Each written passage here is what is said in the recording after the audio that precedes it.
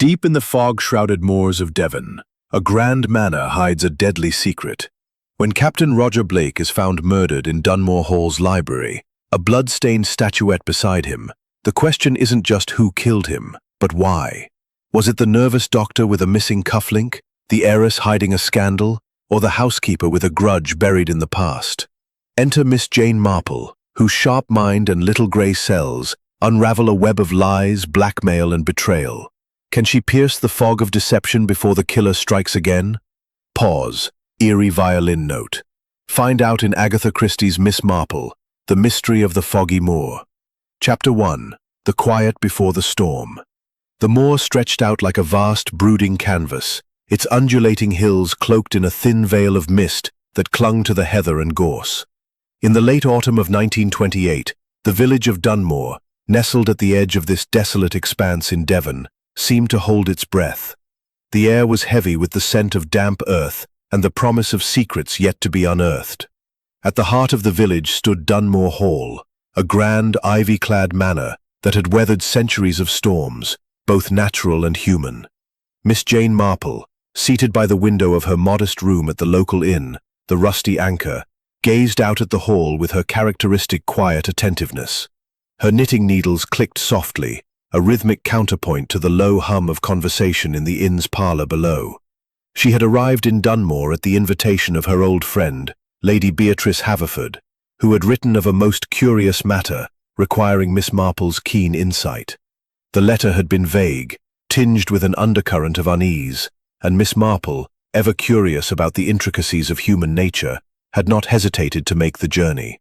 The parlour of the Rusty Anchor was a cosy, if slightly worn affair, with dark oak beams and a fire crackling in the hearth. Miss Marple descended the narrow staircase, her black lace-up shoes tapping lightly on the wood, and took her place at a small table near the window. The inn's patrons were a mix of locals and guests staying for the weekend at Dunmore Hall, where Lady Haverford was hosting a gathering to celebrate the engagement of her nephew, Charles Haverford, to Miss Eleanor Vance, a young heiress from London. Eyes. At another table, Captain Roger Blake, a retired naval officer and a distant cousin of Lady Haverford, sat alone, his weathered face set in a scowl as he scribbled in a small notebook. Miss Marple's gaze lingered on him, noting the tension in his posture, as if he were bracing for an unseen storm. Beside him, unnoticed by most, was Miss Lydia Price, Lady Haverford's quiet and mousy companion, who darted glances around the room with an air of suppressed anxiety. The door to the parlour swung open, admitting a gust of cold air and Lady Beatrice Haverford herself. She was a striking woman in her late 50s, her silver hair swept into an elegant chignon, her eyes bright with a mixture of warmth and authority. She greeted her guests with practiced grace, but Miss Marple, ever attuned to the subtleties of demeanour, detected a faint tremor in her voice. "Miss Marple, my dear," Lady Haverford said, approaching with a smile that seemed a touch forced. "How good of you to come. I trust the journey was not too taxing." "Not at all, Beatrice," Miss Marple replied, her voice soft but precise. "I find the moor most invigorating, though I confess it has a certain melancholy charm." Lady Haverford's smile faltered for a fraction of a second. "Indeed, Dunmore has its moods. But come, you must join us at the hall tomorrow evening.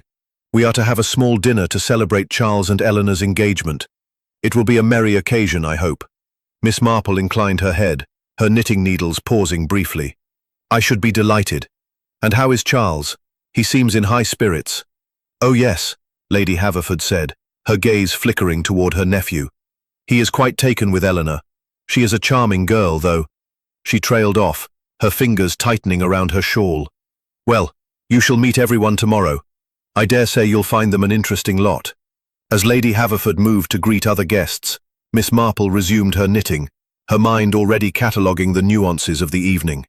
The warmth of the parlour belied a certain chill in the interactions she had observed, a glance too sharp, a laugh too forced, a hand that lingered too long on a glass.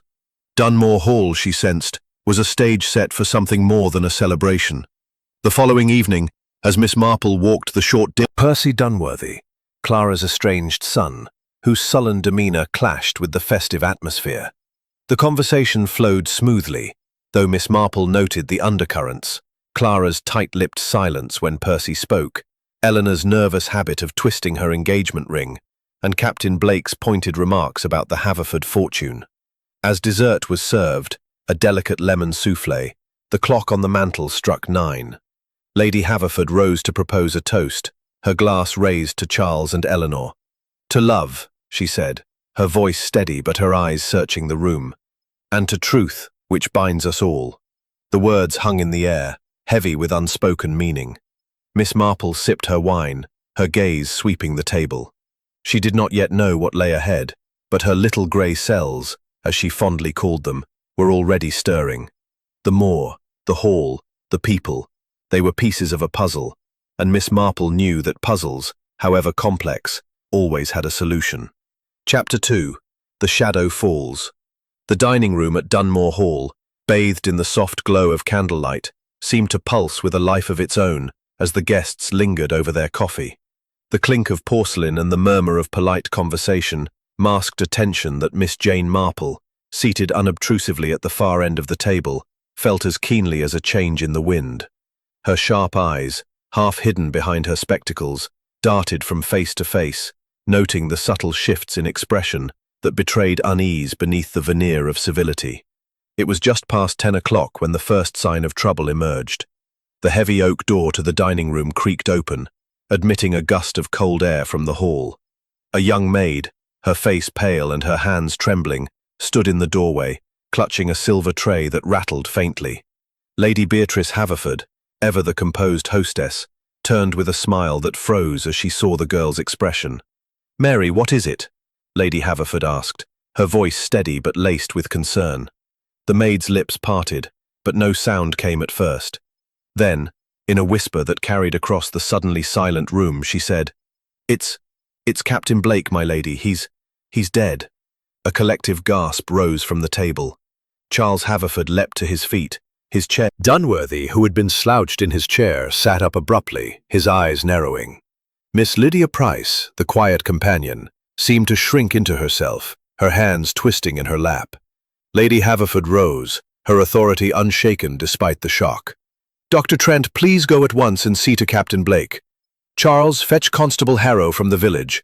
The rest of you remain here. There is no need for panic." Dr. Trent nodded curtly and followed the maid out of the room, his medical bag in hand. Charles, after a moment's hesitation, strode toward the door, his fiancée's anxious gaze following him. Miss Marple, however, remained seated, her knitting bag at her side, her expression one of calm curiosity. She had no intention of staying put, not when there was a puzzle to be solved. As the guests murmured among themselves, Miss Marple slipped quietly from the dining room, her steps light and purposeful. The library was at the far end of the hall, its double doors slightly ajar. The air grew colder as she approached, the mist from the moor seeping through an open window somewhere in the house. She pushed the door open and stepped inside. The library was a cavernous room, its walls lined with leather-bound volumes and heavy oak shelves. A fire burned low in the grate, casting flickering shadows across the Persian rug. Captain Roger Blake lay sprawled near the desk, his body twisted at an unnatural angle. A pool of dark blood had spread beneath his head, staining the rug. A heavy bronze statuette, shaped like a naval cannon, lay beside him, its base smeared with blood. Dr. Trent was already kneeling beside the body, his fingers probing for a pulse. He looked up as Miss Marple entered, his expression a mix of irritation and resignation. "Miss Marple, this is hardly the place for—" "For an old lady, you mean?" she interjected, her tone mild but firm. "I assure you, Doctor, I have seen worse in my time. What is your assessment?" Dr. Trent hesitated, then sighed. "He's been dead no more than half an hour, I'd wager. The wound to the head is severe, likely caused by that statuette. It was a brutal blow." Miss Marple's gaze swept the room, taking in every detail. The desk, its papers neatly stacked save for one sheet slightly askew. The open window, its latch undone.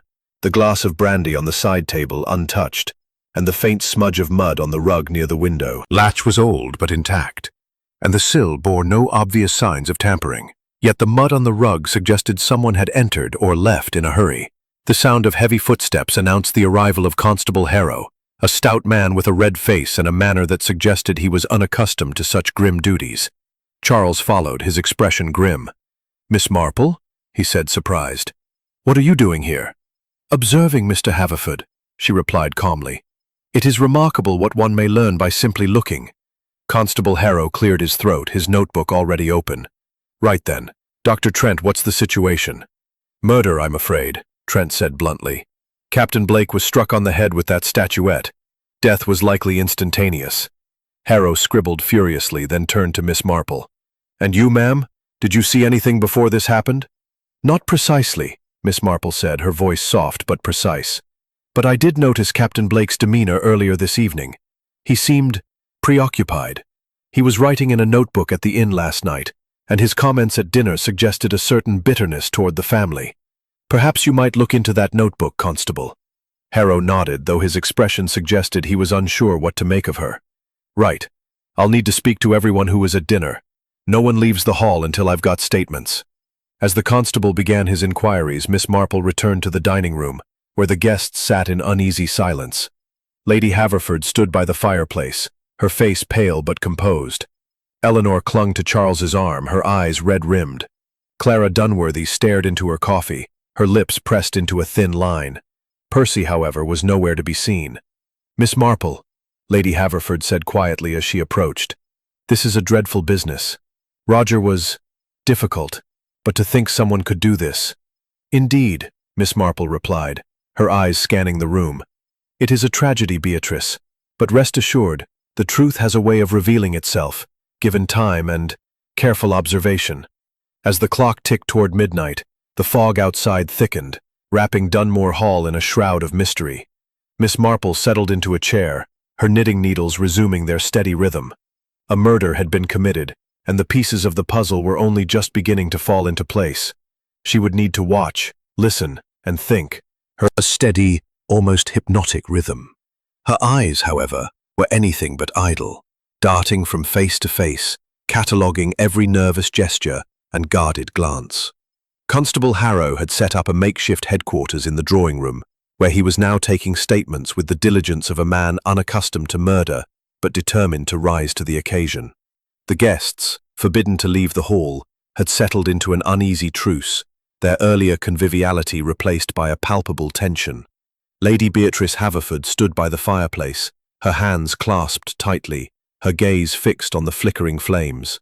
Eleanor Vance, pale and trembling, sat close to Charles Haverford, who whispered reassurances while casting wary glances at the others. Dr. Malcolm Trent paced near the window, his fingers drumming against his thigh, while Clara Dunworthy sat ramrod straight, her stern face betraying no emotion. Miss Lydia Price, the quiet companion, clutched a handkerchief, her eyes red from silent tears. Percy Dunworthy, who had briefly disappeared after the discovery of Captain Blake's body, had returned, his sullen demeanor now tinged with defiance. Miss Marple, though outwardly serene, was deeply engaged in her observations. She had not been summoned to Dunmore Hall by chance, she was certain. Lady Haverford's letter, with its vague mention of a curious matter, now took on a darker significance. The murder of Captain Roger Blake was no random act of violence. It was, she suspected, the culmination of something long simmering beneath the surface of this seemingly genteel gathering. As Constable Harrow called for Dr. Trent to give his statement, Miss Marple rose quietly and slipped into the hall. The library, now cordoned off by a makeshift barrier of chairs, was guarded by a young village lad, pressed into service as a temporary deputy. Miss Marple offered him a kindly smile, and with a murmured excuse about needing fresh air, made her way to the small conservatory at the back of the hall. The glass-walled room was chilly, its panes fogged with condensation, but it offered a view of the moor, and more importantly, a moment of solitude to think. She settled onto a wicker chair, her knitting bag at her side, and closed her eyes, letting her little grey cells sift through the events of the evening. The murder weapon, a bronze statuette, was heavy enough to kill with a single blow. I needed a moment away from all this." "Not at all, Mr. Haverford," she replied, her tone gentle but probing. "It is a trying time for everyone. You were fond of Captain Blake, I take it." Charles hesitated, his hands thrust into his pockets. "Fond? I wouldn't say that. Roger was difficult, always poking into things, making accusations. He and Aunt Beatrice had their share of rows, mostly about money. He thought the family owed him more than he got. Miss Marple's needles paused, her eyes narrowing slightly. Money is often at the heart of such disputes, she said. And what of Miss Vance? Did she share your view of the captain? Eleanor? Charles's expression softened, then tightened. She barely knew him. They only met a few times. She's shaken, of course. Who wouldn't be? But she's strong. Stronger than she looks. Miss Marple nodded, her mind noting the protective edge in his voice. And where were you, Mr. Haverford, when Captain Blake was struck down? I believe you left the dining room briefly after dinner. Charles flushed, his jaw tightening. I went to the smoking room to fetch my pipe. I was only gone a few minutes, 10 perhaps. Eleanor was with me most of the time, until she went to powder her nose. Ask anyone, they'll tell you. I see, Miss Marple said, her voice neutral. And did you notice anything unusual? A sound, perhaps, or someone out of place? Nothing, he said quickly, then hesitated. Well, I did hear the library door creak, but I thought it was just the wind. This old place is full of noises. Miss Marple inclined her head, her expression unreadable. Thank you, Mr. Haverford. You have been most helpful. As Charles retreated, Miss Marple's thoughts turned to the timeline. Dinner had ended at 9:30, and Captain Blake had excused himself to the library shortly after. The maid, Mary, had found his body at 10. A half-hour window, then, for murder. The statuette suggested a crime of passion, yet the open window and the note hinted at something more calculated. And where was Percy Dunworthy during that time? His absence after the discovery was curious, to say the least. She returned to the dining room just as Constable Harrow emerged from the drawing room, his notebook bulging with scribble. Says he was in the billiard room, checking his medical bag. Mrs. Dunworthy claims she was in the kitchen, overseeing the staff. Miss Price was in her room, fetching a shawl. And young Percy says he was outside, having a smoke, though no one saw him. Fascinating, Miss Marple murmured, her mind already turning over the alibis. And Miss Vance? She says she was in the powder room, as Mr. Haverford mentioned. But she was alone, so it's her word for it. Miss Marple's needles resumed their rhythm. Indeed. Words are such fragile things, are they not? They require corroboration. As Harrow moved off to continue his interviews, Miss Marple settled back into her chair, her eyes scanning the room. The fog outside seemed to mirror the murkiness of the truth, but she was undeterred. A crime had been committed, and the clues, however small, were there for those who knew where to look. She would watch, and she would listen, and soon, she was certain, the fog would begin to lift. The great hall of Dunmore Hall was hushed, save for the occasional creak of the ancient timbers and the distant howl of the wind across the moor. The clock had long since chimed 1 in the morning, yet the guests remained confined to the dining room, their faces etched with a mix of fatigue and apprehension. Miss Jane Marple, seated near the fire, appeared as serene as ever, her knitting needles clicking softly, but her mind was a whirl of observation and deduction. The murder of Captain Roger Blake had cast a shadow over the house, and she knew that the truth lay hidden in the words and silences of those around her.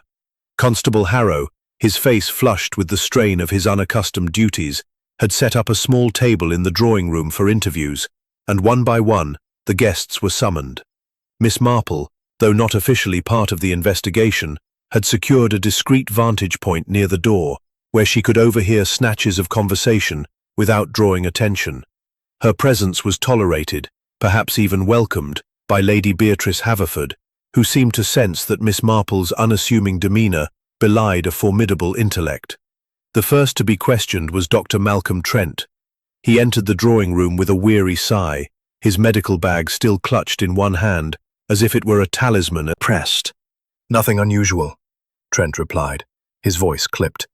The hall is a noisy old place, creaks and groans aplenty. I might have heard a door shut, but I thought little of it.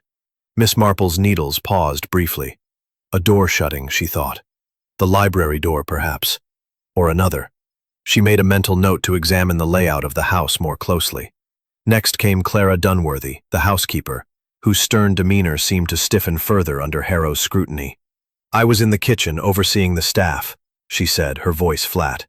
We were preparing the coffee service. I didn't leave until after 10, when Mary came running in with the news. "And no one saw you leave the kitchen?" Harrow asked, his brow furrowing. "The maids were busy, Constable," Clara said sharply. "They don't watch my every move. My son Percy was outside, as he told you. He'll confirm I was in the kitchen when he came in for a glass of water around 9:45. Miss Marple's eyes narrowed slightly. Percy's confirmation, she noted, was convenient, perhaps too convenient. The estranged relationship between mother and son had been evident at dinner, and she wondered what loyalties or resentments might bind them. Eleanor Vance was next, her delicate frame trembling as she sat across from Harrow. "I was in the powder room," she said, her voice barely above a whisper. "I needed a moment to freshen up. Charles was in the smoking room, but I was alone." Harrow scribbled in his notebook. "And what time was this, Miss Vance?" "About 9:40, I think," she said, twisting her engagement ring nervously.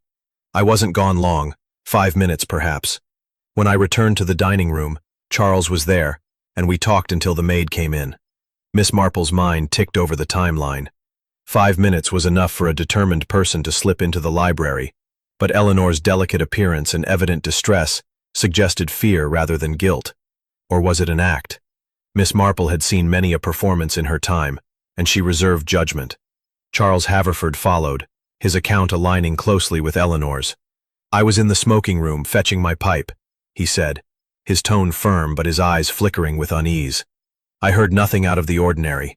Eleanor joined me in the dining room just before 10. Miss Lydia Price, Lady Haverford, twitched faintly. A habit indeed. But was it the habit of a truthful woman, or one constructing a careful alibi? Lydia's timidity seemed genuine, but Miss Marple knew that fear could mask many things. Percy Dunworthy was the last to be questioned, his sullen demeanor unchanged. "I was outside having a smoke," he said, his voice edged with defiance. "I don't like being cooped up in this place. I was near the stables by the back gate. Saw my mother in the kitchen window around 9:45 when I came in for water." "And you saw no one else?" Harrow asked. "No one," Percy said, his eyes meeting the constable's with a hint of challenge. It was foggy, hard to see much. As Harrow concluded his interviews, Miss Marple slipped back into the dining room, where Lady Haverford was attempting to maintain order. "My friends," she said, her voice steady despite the strain in her eyes, "this is a dreadful night, but we must remain calm. Constable Harrow will get to the bottom of this, and we shall all assist as best we can." Miss Marple approached her quietly. "Beatrice, might I have a word?" she asked, her tone gentle but insistent. "Of course, Jane," Lady Haverford replied, leading her to a corner of the room. "What is it?" "I wonder," Miss Marple said, her eyes bright with curiosity, "if you might tell me more about Captain Blake's relationship with the family. He seemed troubled at dinner. And that word, traitor, on the note in the library, it suggests a personal grievance." Lady Haverford's face paled. "Roger was a cousin but distant," she said carefully. "He always felt entitled to more of the Haverford fortune than he received. He served in the Navy, you know, and came back, changed, bitter. He claimed my late brother cheated him out of an inheritance, but it was nonsense. Still, he was family, so I invited him to the celebration." "And did he have enemies here?" Miss Marple asked, her voice soft but probing. Lady Haverford hesitated. "Not enemies exactly, but he was abrasive. Charles disliked his meddling, and Clara, well, she and Roger had a falling out years ago, over something trivial, I believe. As for the others, I can't say. He kept to himself mostly." Miss Marple nodded, her mind mind. The questions had begun, and with them, the first threads of truth were beginning to unravel. The housekeeper's stern composure held firm, but Miss Marple noticed a slight tremor in her hands as she sat down. "Mrs. Dunworthy," Harrow said, "your son's alibi depends on you confirming he was in the kitchen at 9:45. But the maids say they didn't see you there after 9:30. Where were you exactly?" Clara's eyes flashed with indignation. "I was in the pantry checking the silver. The staff were clearing the dining room. I don't hover over them every second, Constable. As for Percy, he came in for water, as I said. I saw him through the kitchen window." Harrow scribbled, his expression skeptical. "And you had no quarrel with Captain Blake?" I understand he and you had a falling out years ago. Clara's face hardened. That was a private matter long forgotten.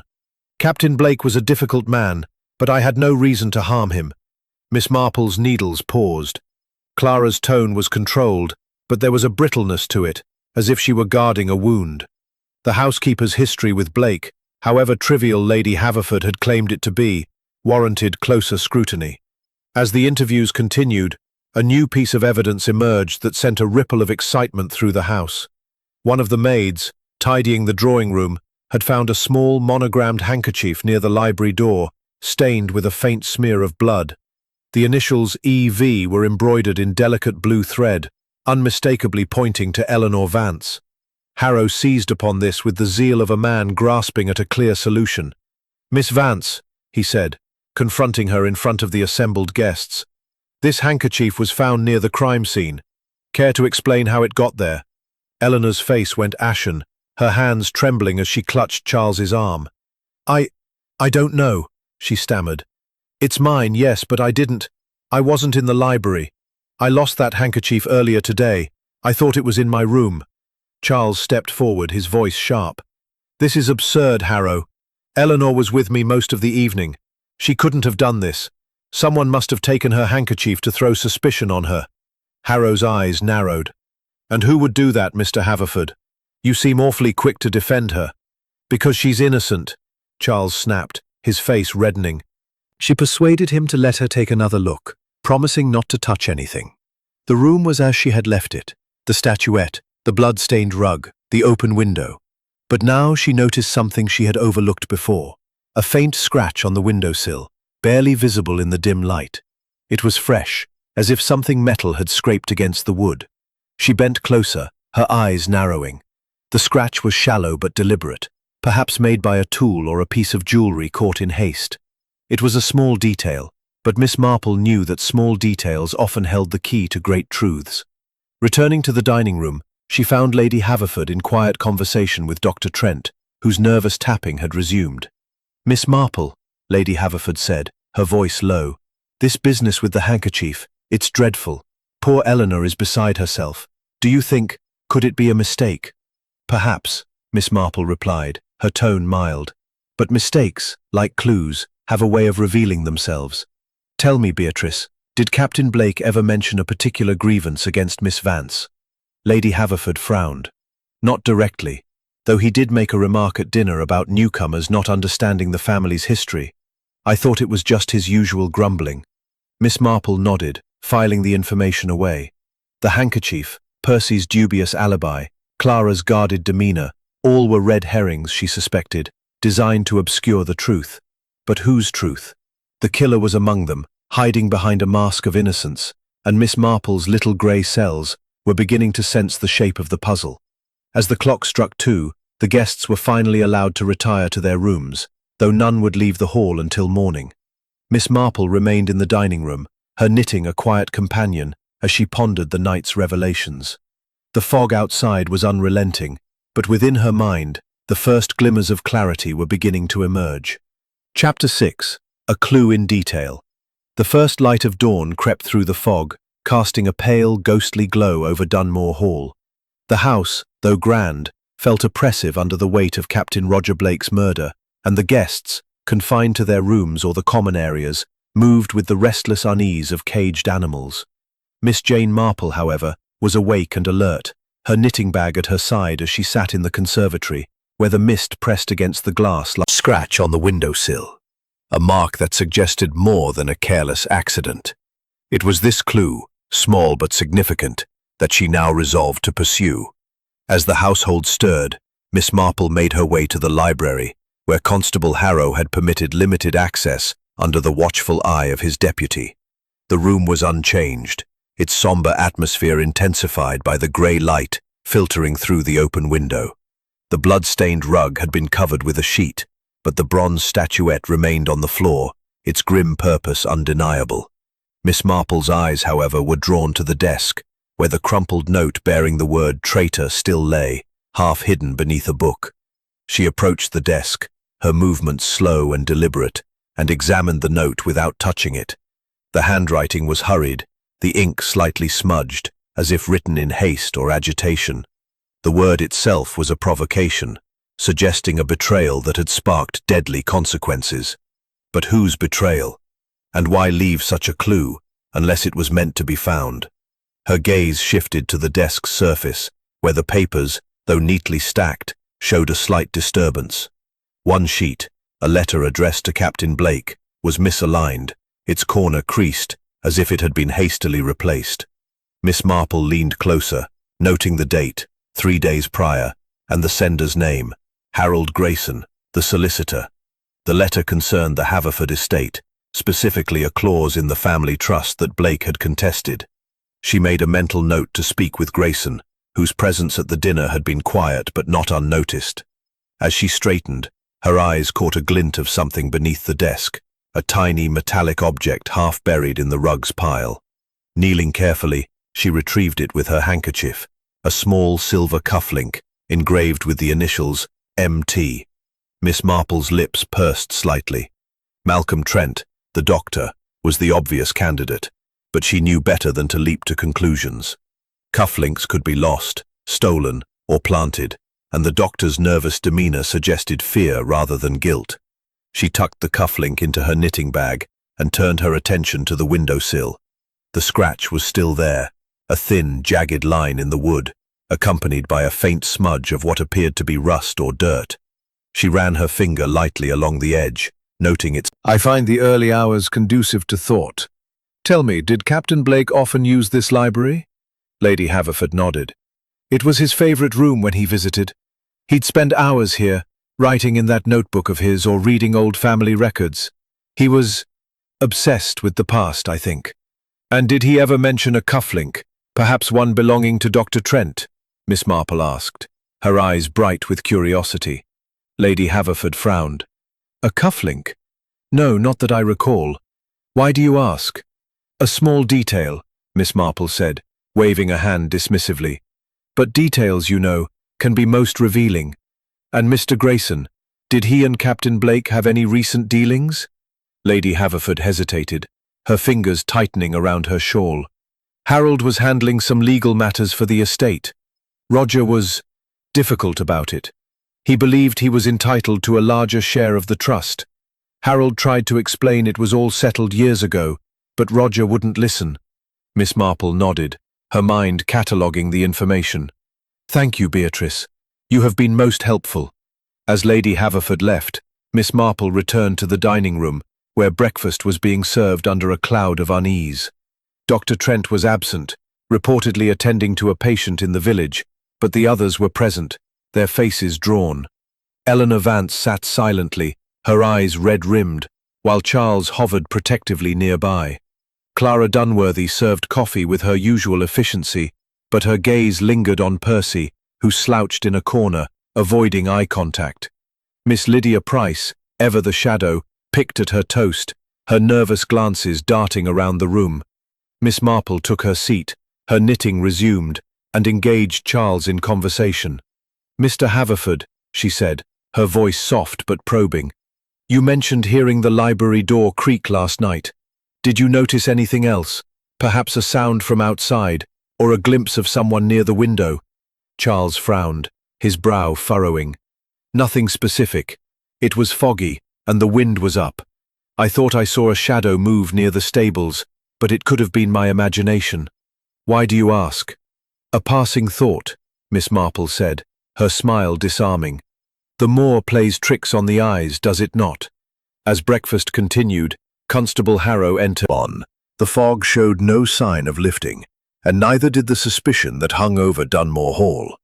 Miss Marple settled back into her chair, her knitting a quiet companion as she turned her attention to the next piece of the puzzle, Dr. Malcolm Trent, and the curious matter of his missing cufflink. Chapter 7. More Lies Surface. The morning at Dunmore Hall unfolded under a pall of unease, the fog outside as relentless as the suspicion within. The dining room, though warmed by a fire, felt stifling, with the guests moving through their routines like actors in a play they no longer understood. Miss Jane Marple, seated in her usual corner with her knitting, observed the scene with her customary quiet intensity. Her little grey cells were at work, piecing together the fragments of the puzzle that was Captain Roger Blake's murder. The cufflink, the scratch on the windowsill, the cryptic note, these were threads in a tapestry, but new revelations were about to add depth and shadow to the pattern. Constable Harrow, his face etched with fatigue, had spent the morning poring over Captain Blake's notebook, which he now believed held the key to the motive. The cryptic entries, names, sums, and the ominous phrase, "debt repaid in blood," suggested a web of grudges and secrets. Yet the constable's focus remained on Percy Dunworthy and Eleanor Vance, their alibis weakened by the lack of corroboration and the damning evidence of the blood-stained handkerchief. Miss Marple, however, suspected that the truth lay elsewhere, obscured by layers of deception.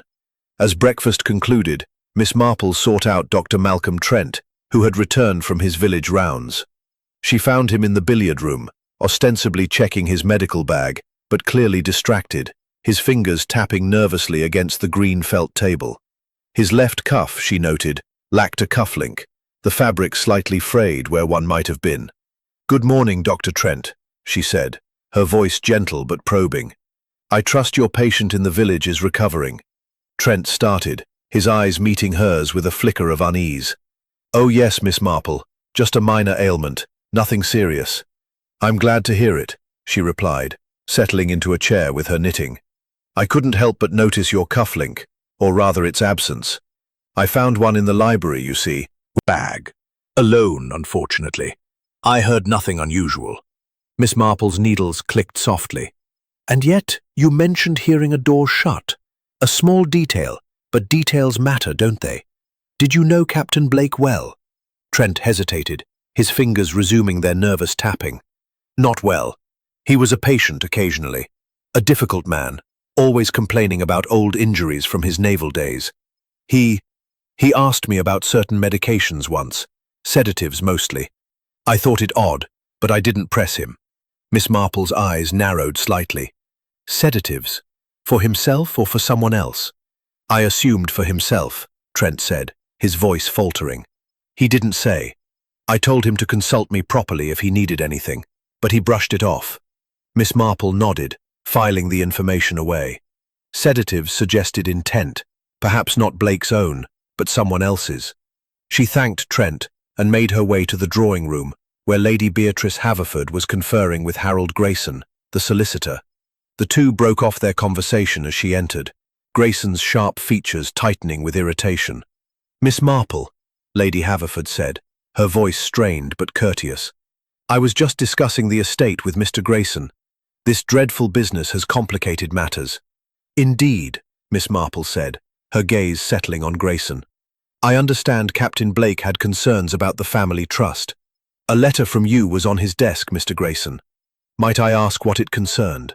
Grayson's eyes flickered with unease, but his voice was steady. "A minor matter. Blake was contesting a clause in the trust, claiming he was owed a larger share. I assured him the matter was settled years ago, but he was persistent." "And did he threaten you?" Miss Marple asked, her tone deceptively mild. "Threaten? No," Grayson said, though his hands betrayed a slight tremor. "He was unpleasant, certainly, but I had no reason to harm him. My work is with papers, not violence." Miss Marple inclined her head, her mind noting the solicitor's defensiveness. As she left the drawing room, she encountered Miss Lydia Price, who was hovering near the staircase, her face pale, and her hands twisting her handkerchief. "Miss Price," Miss Marple said gently, "you seem distressed. Is there something you wish to share?" Lydia's eyes darted nervously. "Well, to tell me." As Lydia hurried away, Miss Marple's thoughts turned to Clara Dunworthy. The housekeeper's stern demeanor and vague alibi were troubling, and now this revelation of an argument with Blake added a new layer of suspicion. She sought out Clara in the kitchen, where the housekeeper was supervising the preparation of lunch with her usual efficiency. "Mrs. Dunworthy," Miss Marple said, her voice soft but direct. "I understand you had words with Captain Blake last night before dinner. A matter of a debt, perhaps." Clara's hands froze, a knife poised over a loaf of bread. "Who told you that?" she demanded, her voice sharp. "A little bird," Miss Marple said, her smile disarming. "But birds, you know, often sing the truth." What was the nature of your disagreement? Clara's eyes narrowed, but she set the knife down with deliberate care. It was nothing, an old matter from years ago. Blake claimed I owed him for helping my husband during a difficult time. I told him it was nonsense. My husband never spoke of any debt. He was trying to stir up trouble as usual. Miss Marple nodded, her mind racing. Clara's story aligned with Percy's mention of a debt, but the timing of the argument, so close to the murder, was suspicious. Had Clara's resentment simmered into something deadly, or was she too a victim of circumstance? As the day wore on, the lies and half-truths multiplied, each guest revealing just enough to obscure the truth. Miss Marple returned to the dining room, her knitting a quiet companion, as she sifted through the new information. The cufflink, the argument, the trust dispute, all pointed to a motive rooted in the past, but the present held the key. The fog outside showed no sign of lifting, but within Miss Marple's mind, the outlines of the truth were beginning to take shape. Chapter 8. The Emotional Turning Point. The fog that cloaked Dunmore Hall seemed to seep into the very walls, lending an oppressive weight to the air as the second day of Captain Roger Blake's murder investigation dawned. The guests, confined to the manor under Constable Harrow's orders, moved with the strained civility of those aware they were under scrutiny. Miss Jane Marple, seated in the drawing-room with her knitting, observed the subtle shifts in their behavior. Tightened lips, heated argument with Blake. All were pieces of a puzzle, but it was the human heart, with its capacity for passion and betrayal, that would unlock the truth. As the guests gathered for a subdued luncheon, the atmosphere was brittle, the polite chatter punctuated by silences that spoke louder than words. Eleanor Vance, her eyes red from sleeplessness, clung to Charles Haverford's arm, her engagement ring glinting in the dim light. Dr. Malcolm Trent, his left cuff still conspicuously bare, avoided meeting anyone's gaze, while Clara Dunworthy served the meal with a grim efficiency that bordered on defiance. Percy Dunworthy, seated apart, toyed with his food, his sullen demeanor now tinged with a restless energy. Miss Lydia Price, ever the shadow, sat quietly, her hands folded tightly in her lap, her face pale with unspoken fears. It was during this uneasy meal that the first crack in the facade appeared. Lady Beatrice Haverford, who had maintained a veneer of composure throughout the ordeal, rose to address the group, her voice steady, but her hands trembling slightly. "My friends," she said, "this is a trying time for us all. Captain Blake's death has cast a shadow over our celebration, but I urge you to remain calm and cooperate with Constable Harrow. The truth will come to light." Her words, meant to soothe, had the opposite effect. Eleanor Vance, who had been silent throughout the meal, suddenly stood, her chair scraping harshly against the floor. "The truth!" she cried, her voice breaking. "How can we talk of truth when we're all lying to each other? I can't bear it any longer." The room fell silent, all eyes on Eleanor. Charles reached for her hand, his face a mix of concern and alarm. "Eleanor, darling, what are you saying? You're upset. Sit down, please." "No," she said, pulling her hand away. Tears streamed down her cheeks, her delicate features contorted with anguish. "I've been lying, Charles. Not about the murder. I swear I didn't touch Captain Blake, but about why I came here. It wasn't just for our engagement." Miss Marple's knitting needles paused, her eyes narrowing with interest. The room seemed to hold its breath as Eleanor continued, her voice trembling but resolute. "Captain Blake knew something about my family, something I've kept hidden. My father, he was involved in a scandal years ago." Serious admission. "Did you meet with Captain Blake last night? Did you argue with him?" "No," Eleanor said, her voice rising. "I swear I never saw him after dinner. I was in the powder room as I said, but I was afraid he'd ruin everything." Miss Marple watched the scene unfold, her mind cataloguing every detail. Eleanor's confession was a turning point, a crack in the carefully constructed wall of secrets. It explained the handkerchief, perhaps, but it also raised new questions. Had Blake been blackmailing others? And if so, who else had a motive to silence him? As Charles comforted Eleanor, Miss Marple's gaze shifted to the others. Dr. Trent's face was ashen, his fingers gripping his teacup so tightly it seemed it might shatter. Clara Dunworthy's stern expression had softened into something unreadable, while Percy's eyes darted between his mother and Eleanor, his jaw tight. Miss Lydia Price, usually so unobtrusive, was trembling, her handkerchief pressed to her lips. Lady Haverford, recovering her composure, spoke firmly. "Eleanor, you've been brave to speak out. Constable, I trust you'll handle this with discretion. We are all under strain." Harrow nodded, though his eyes were sharp. "I'll need to speak with Miss Vance further, and anyone else who might have information about Blake's activities." As the guests dispersed, Miss Marple approached Eleanor, who was now seated, her hands clasped tightly in Charles's. "Miss Vance," she said gently, "you've done well to tell the truth. But tell me, did Captain Blake mention anyone else in connection with this financial matter?" Eleanor shook her head, her eyes brimming with tears. "No, he only spoke of my father. But he hinted he knew other secrets, things about the family, about Dunmore. He said he was writing it all down." Miss Marple nodded, her mind returning to the notebook. Its cryptic entries, names, sums, the phrase, "debt repaid in blood," now took on a darker significance. Blackmail was a dangerous game, and Blake's death suggested he had played it poorly. Later that afternoon, Miss Marple sought out Miss Lydia Price, whose nervous demeanor had grown more pronounced since Eleanor's outburst. She found her in the conservatory, staring out at the fog-shrouded moor, her hands twisting her handkerchief into knots. Crumpling. "I didn't want to say," she whispered, "but I saw something else that night. After dinner, when I went to fetch my shawl, I passed the library door.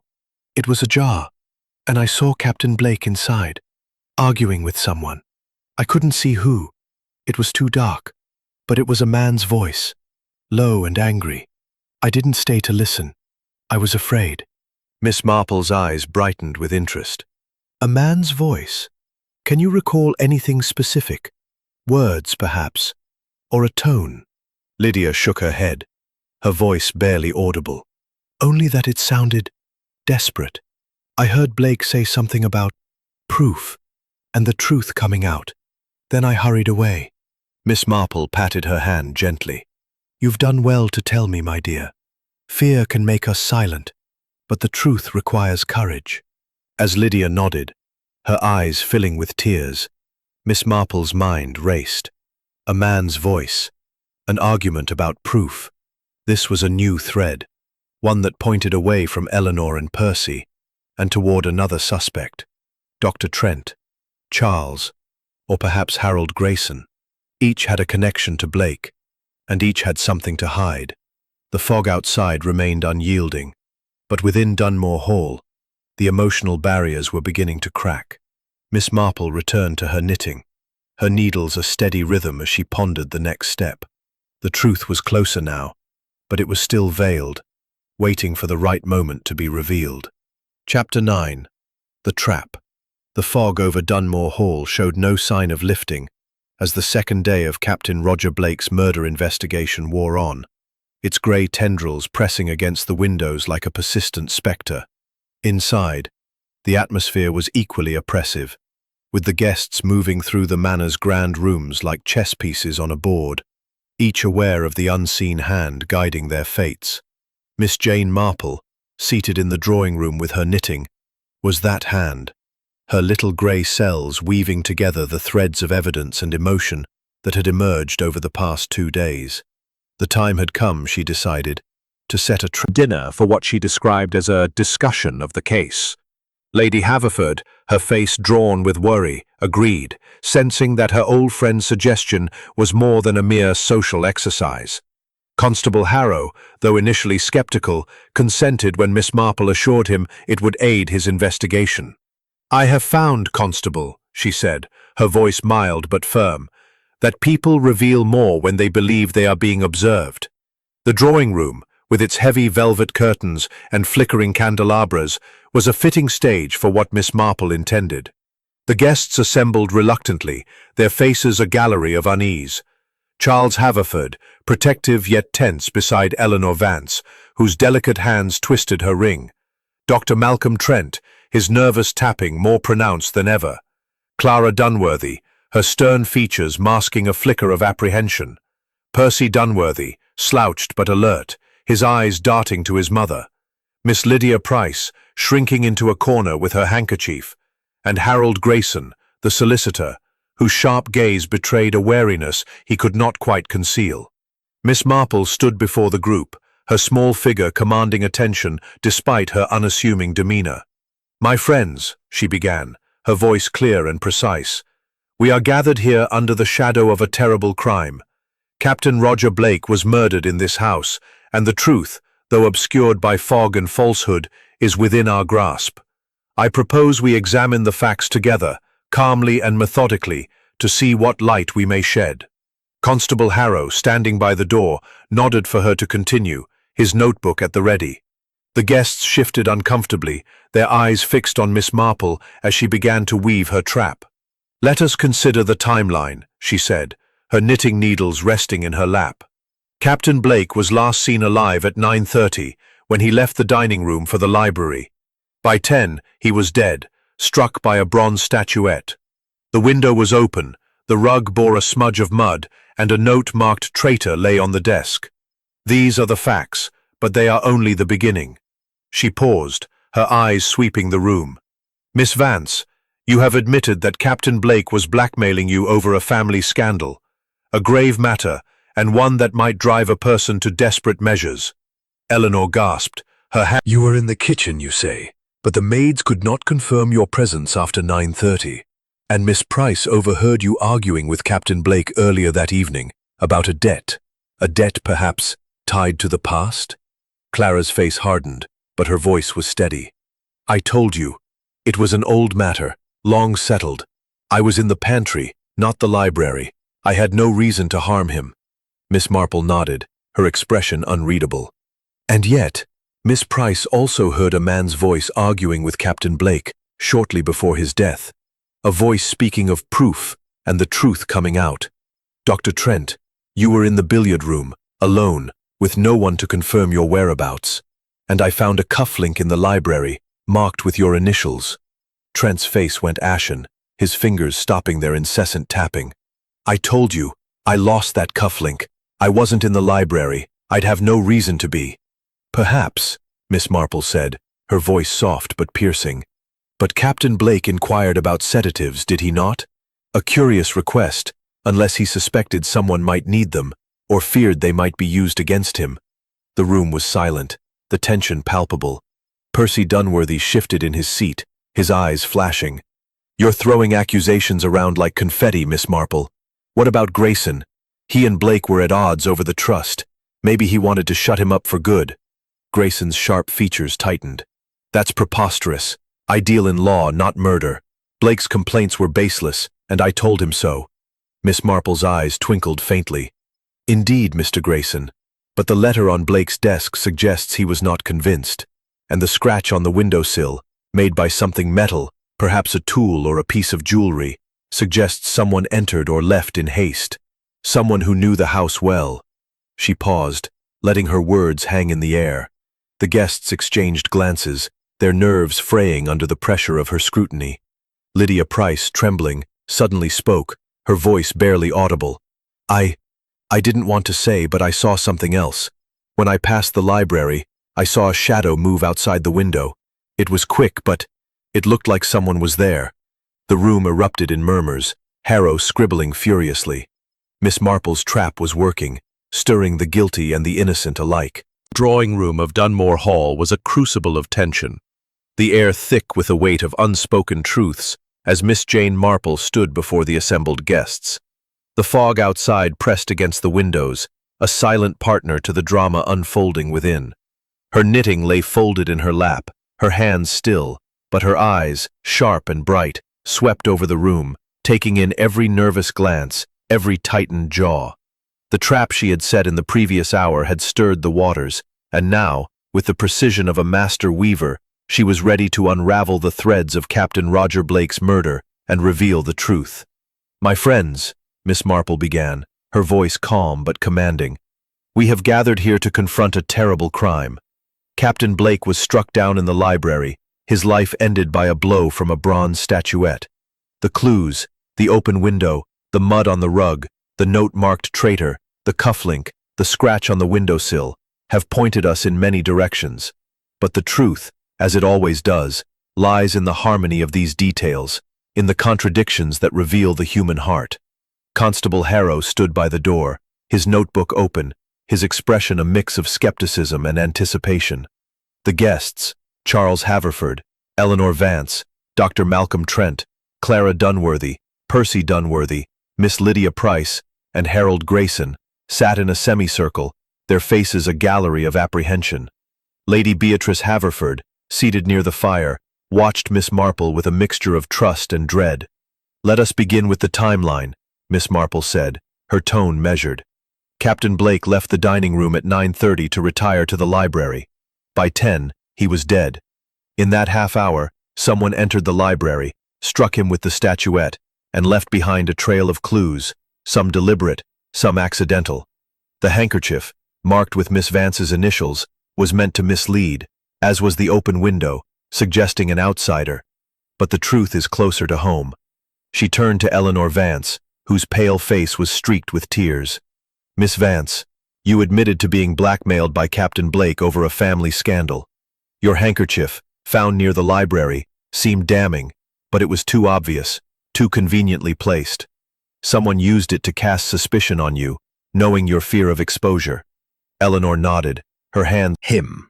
Miss Marple inclined her head, her eyes moving to Dr. Trent.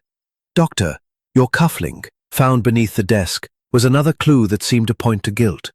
You claim to have lost it, yet your nervous demeanor and inquiries about sedatives suggested a deeper involvement. But a cufflink, like a handkerchief, can be planted."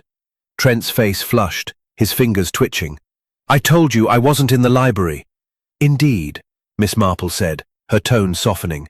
"And Miss Price, your account of hearing a man's voice arguing with Captain Blake, speaking of proof and the truth coming out, was most illuminating. You also saw a shadow near the window, a fleeting glimpse that suggested someone was there." Lydia Price nodded, her handkerchief pressed to her lips. I only told what I saw." Miss Marple's eyes twinkled faintly. "And yet, the truth lies not in what was seen, but in what was not said. The scratch on the windowsill, made by something metal, and the mud on the rug, suggested someone entered or left through the window. But the window was not forced, and the latch was intact. This was no outsider's work. The killer was among us, someone who knew the house, who could move freely without suspicion." She paused, letting the silence build, her gaze settling on Harold Grayson. The solicitor's sharp features tightened, his hands gripping the arms of his chair. "Mr. Grayson," Miss Marple said, her voice cutting through the tension, "you were quiet throughout this ordeal, yet your letter to Captain Blake, found on his desk, spoke of a dispute over the family trust. He believed he was owed more, and you dismissed his claims. But there was more to it, wasn't there?" Grayson's eyes narrowed. "I told you it was a legal matter. I had no reason to harm him."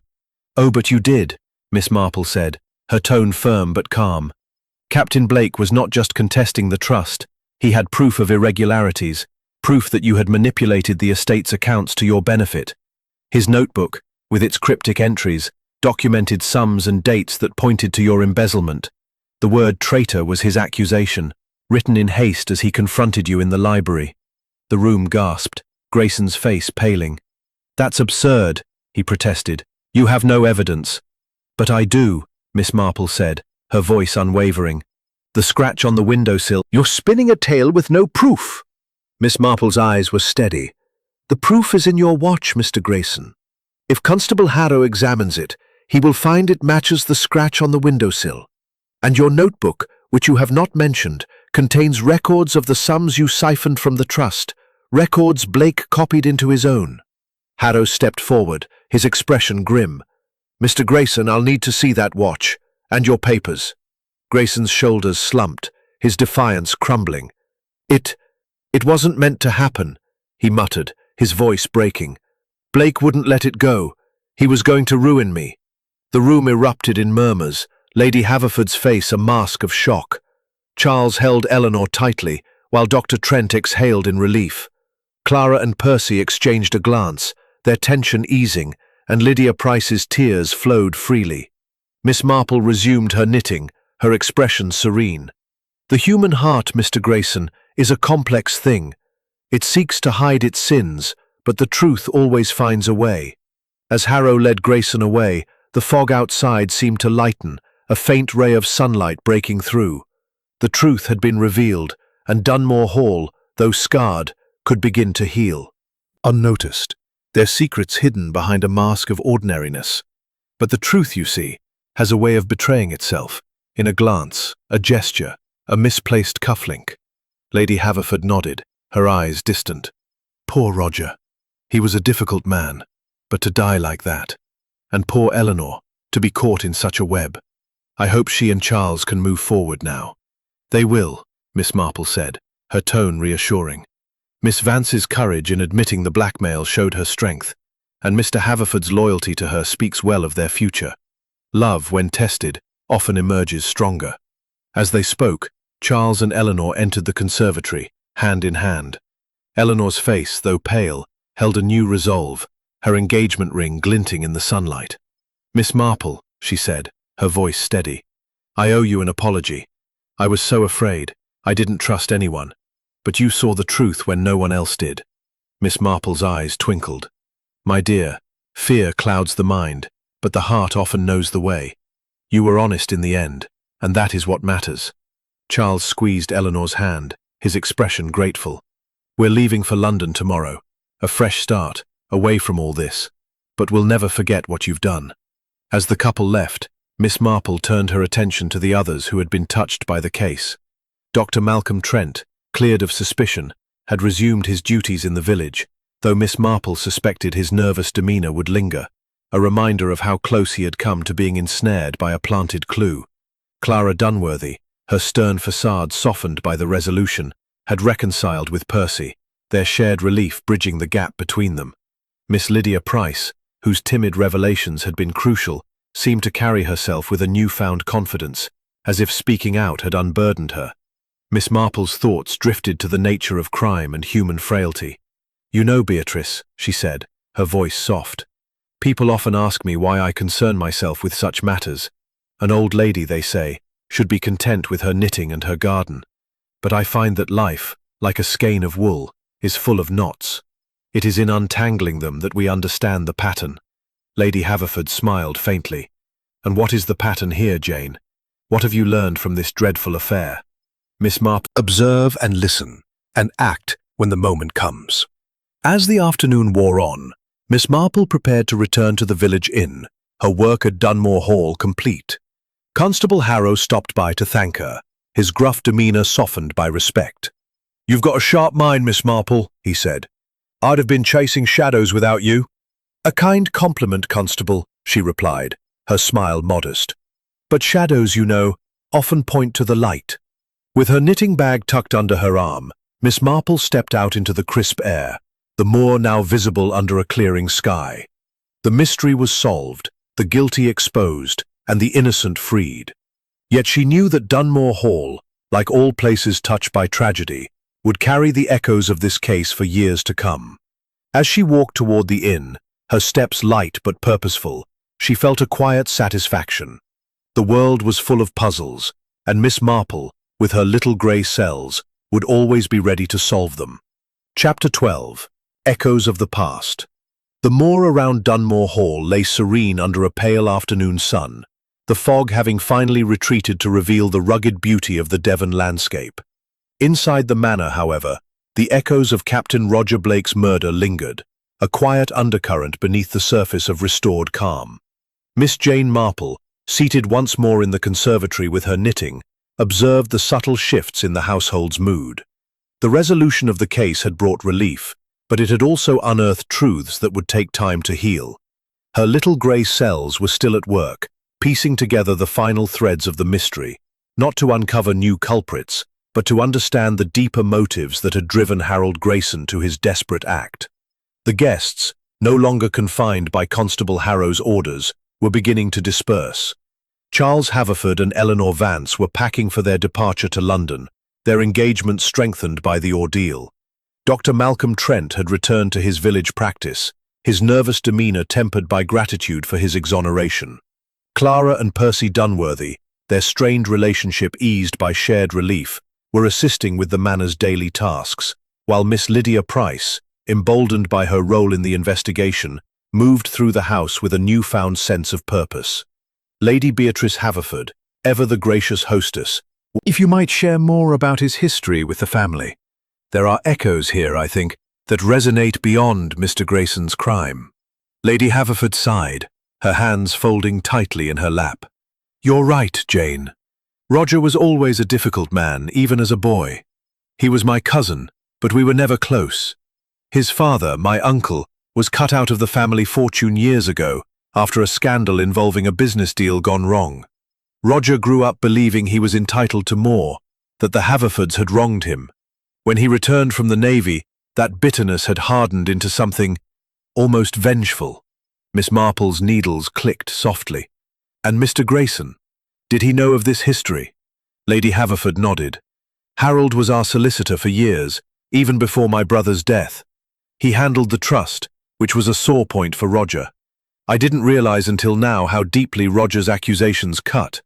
He claimed Harold was mismanaging funds, but I thought it was just his usual paranoia. I see now that he was closer to the truth than I imagined.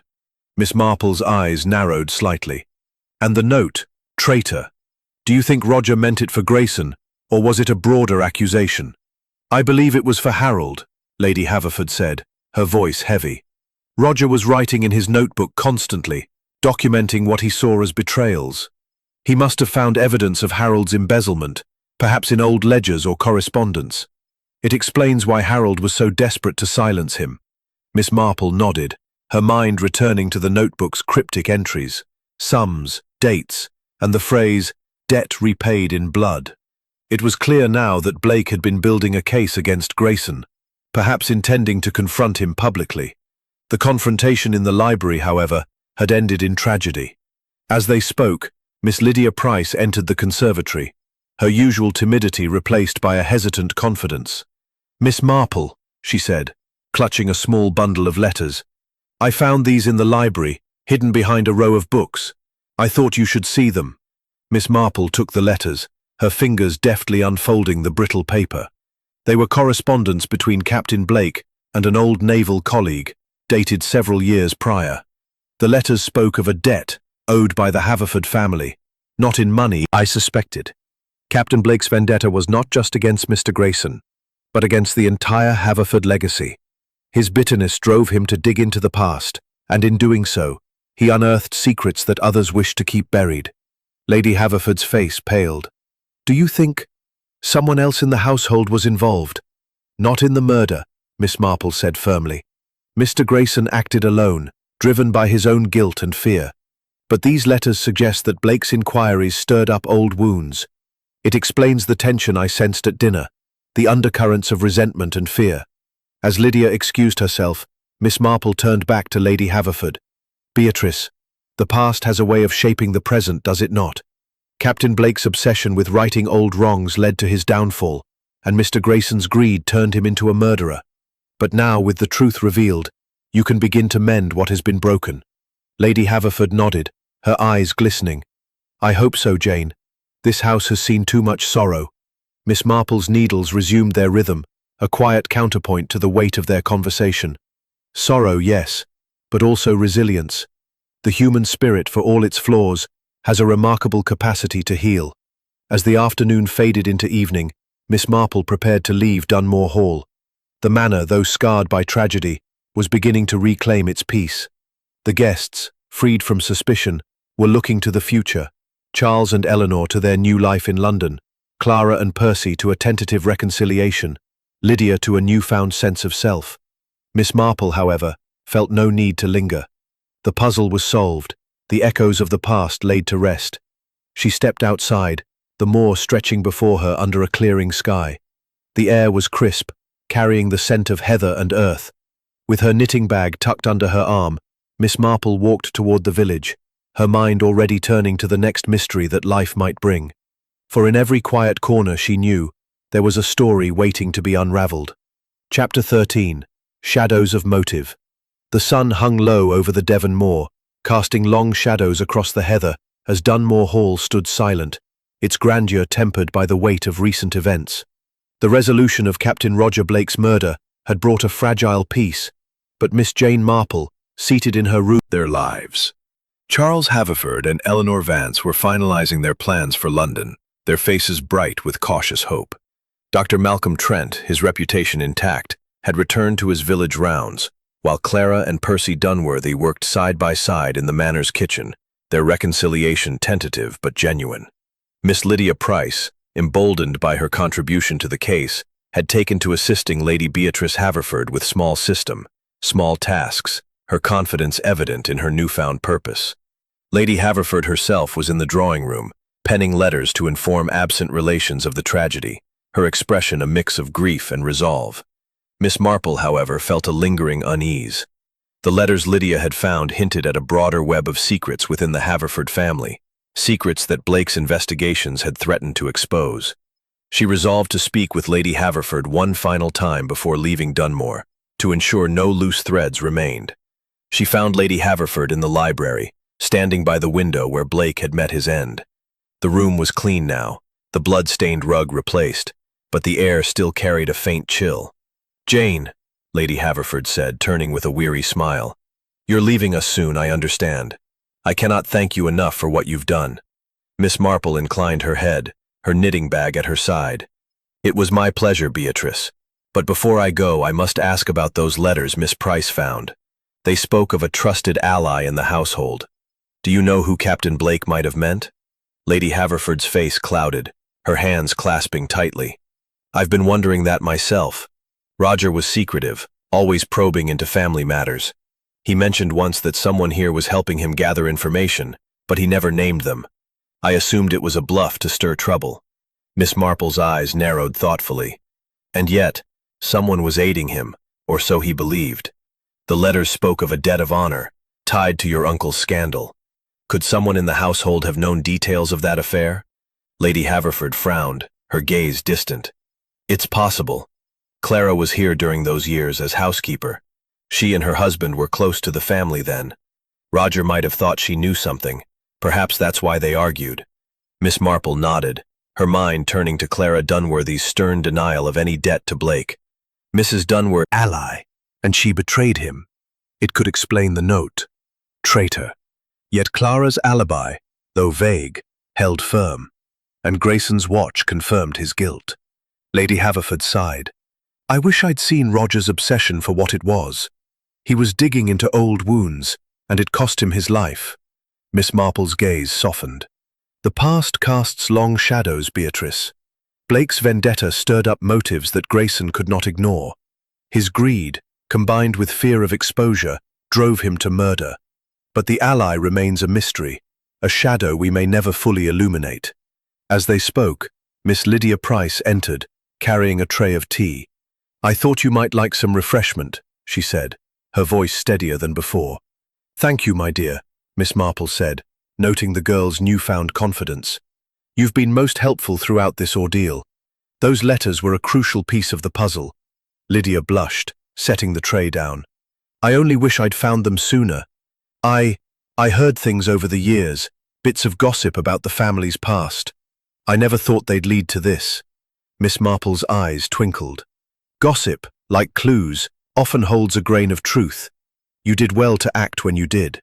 As Lydia left, Miss Marple sipped her tea, her mind lingering on the unknown ally. Clara's argument with Blake, the cryptic letters, the word traitor, they suggested a betrayal Blake had not anticipated. Yet Grayson's confession and the physical evidence of his watch had closed the case. The ally, if they existed, had faded into the shadows, their role in Blake's schemes unresolved.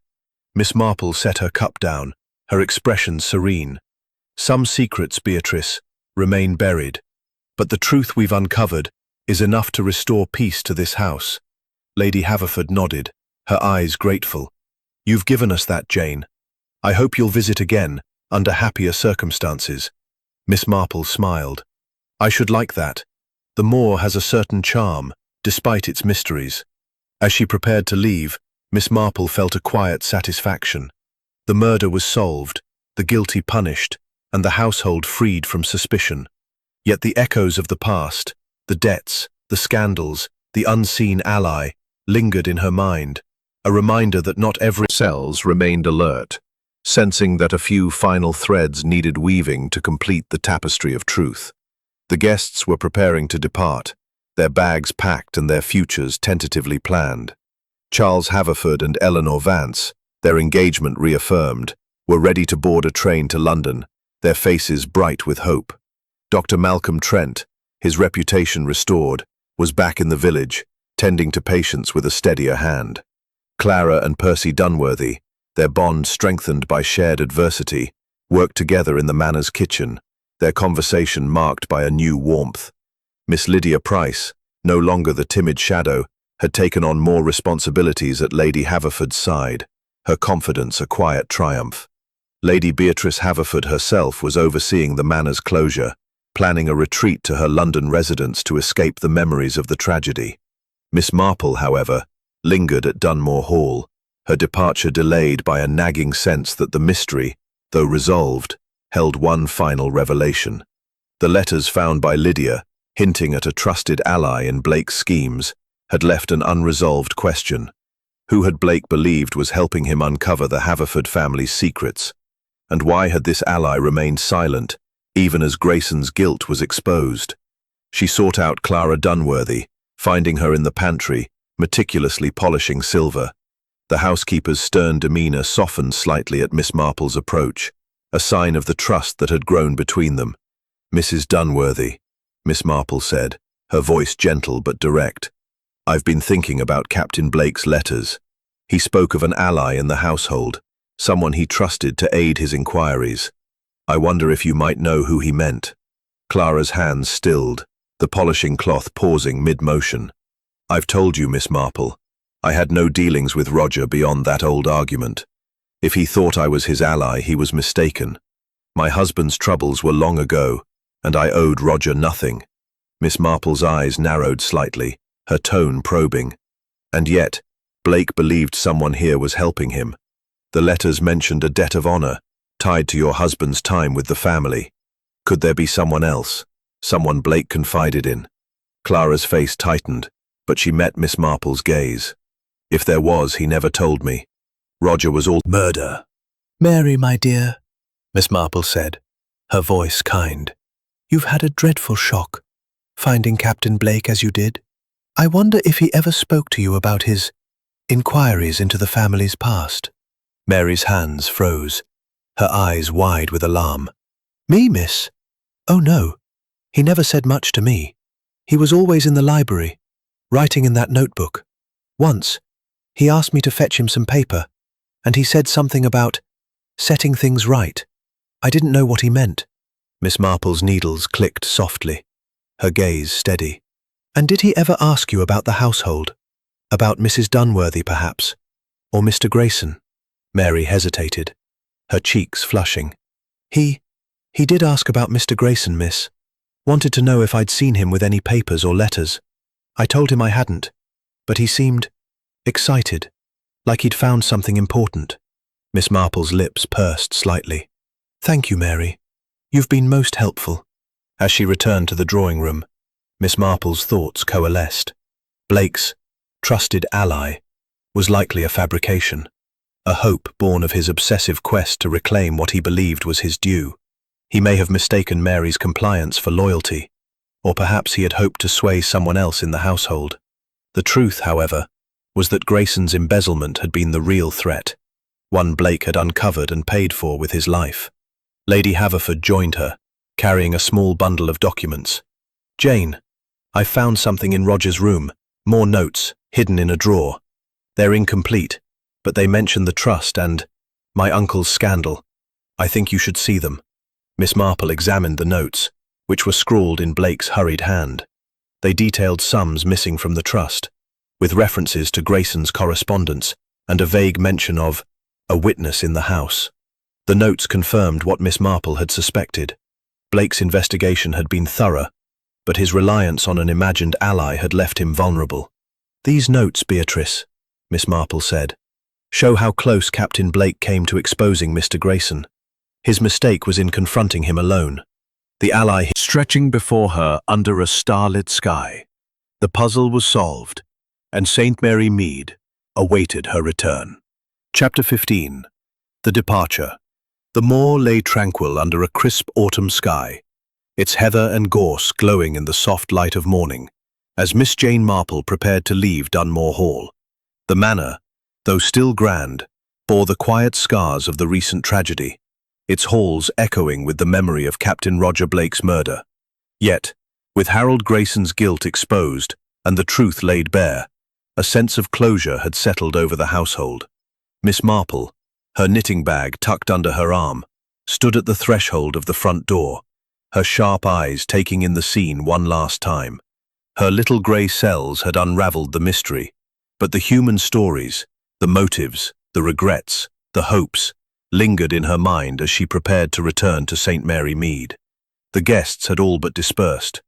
Charles Haverford and Eleanor Vance had left for London at dawn, their faces bright with the promise of a new beginning, their engagement strengthened by the trials they had endured.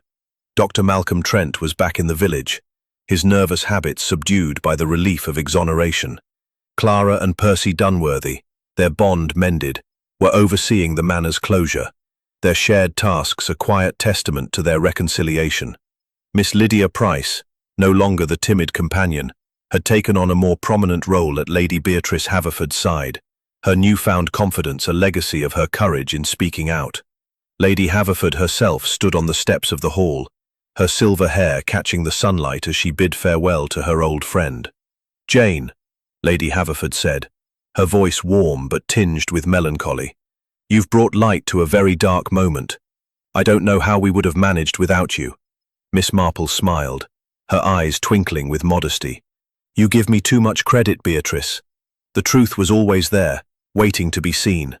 I merely arranged the pieces." Lady Haverford's lips curved in a faint smile. "You make it sound so simple, but I know better. Your knack for seeing what others miss.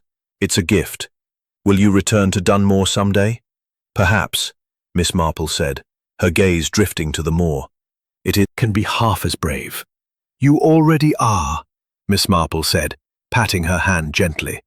As she turned to leave, Miss Marple's thoughts drifted to the final pieces of the mystery. The letters found by Lydia, hinting at Blake's trusted ally, had remained an enigma, but Miss Marple was content to let that thread rest.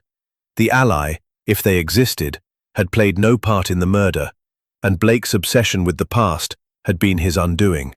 Harold Grayson's greed, sparked by fear of exposure, had driven him to kill, and the clues, the cufflink, the handkerchief, the scratch on the windowsill, had pointed unerringly to his guilt. Yet the human heart, with its complex motives, fascinated Miss Marple most of all. She paused at the edge of the moor, the path to the village stretching before her. The air was crisp, carrying the scent of earth and heather, and the distant cry of a curlew echoed across the hills. Miss Marple's mind wandered to the lessons of Dunmore Hall, the danger of buried secrets, the cost of greed, the power of truth to heal. Captain Blake had sought to right old wrongs, but his vendetta had stirred a fatal response. Grayson, in turn, had fallen victim to his own weaknesses, his carefully constructed life unravelling under the weight of a single act. As she walked toward the rusty anchor to collect her belongings, Miss Marple reflected on her own role. "People are so like puzzles," she mused aloud, her voice soft against the wind.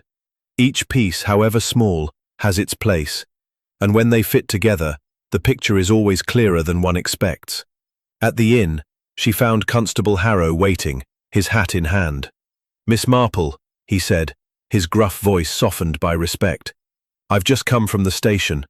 Grayson's confessed fully, says he acted alone, panicked when Blake confronted him. Your instincts were spot on." Miss Marple inclined her head. "Thank you, Constable. But instincts, you know, are merely observation given time to ripen. You did fine work yourself." Harrow chuckled, a rare sound. "You're a marvel, ma'am. If you're ever in these parts again, I'll know who to call." With a final nod, Miss Marple boarded the carriage that would take her to the train station. As the moor receded behind her, she opened her knitting bag, her fingers